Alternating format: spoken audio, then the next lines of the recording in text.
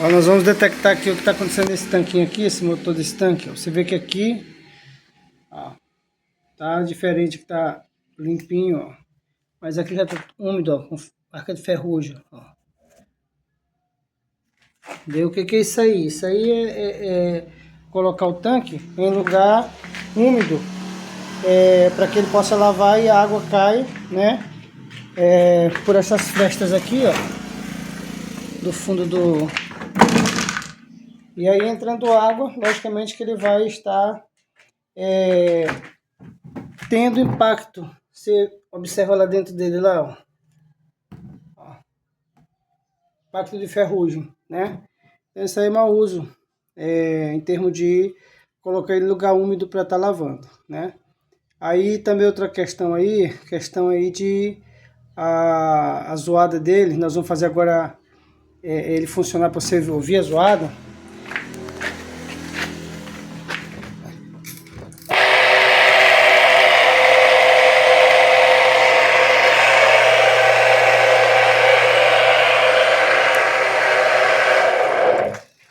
Essa zoada aí é porque tá seco, tá? Como a gente viu aqui que aqui entra água, como eu estou mostrando, né?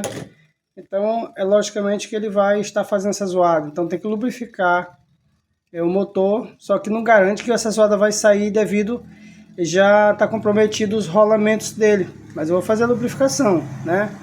E esse tanque aqui ele é blindado, ele não tem como abrir ele. A lubrificação dele é aqui nos rolamentos aqui fora, ó. Tá certo?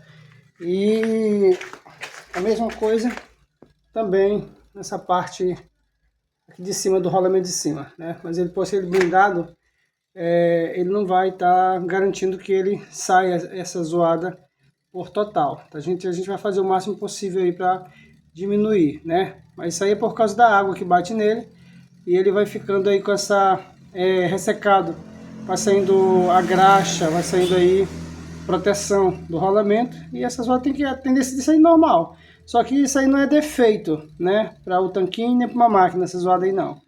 Apenas é incômodo, mas defeito não é. É um mau uso nessa questão aí de colocar, lavar perto de coisa úmida e a água vai caindo aí nele aí, vai chegando aqui para cima do motor. Logicamente que ele vai danificar essa proteção do rolamento, tá certo? Então aí fica para você aí ter alerta para não colocar seu tanquinho, sua máquina em lugares úmidos, né?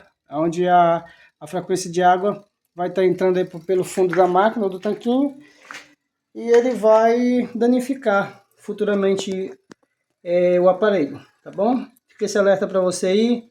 Aí se você gostou aí desse vídeo aí, desse alerta de conservação da sua máquina de lavar, do seu tanquinho de lavar, você deixa seu joinha aí, se inscreva no canal e veja mais informações.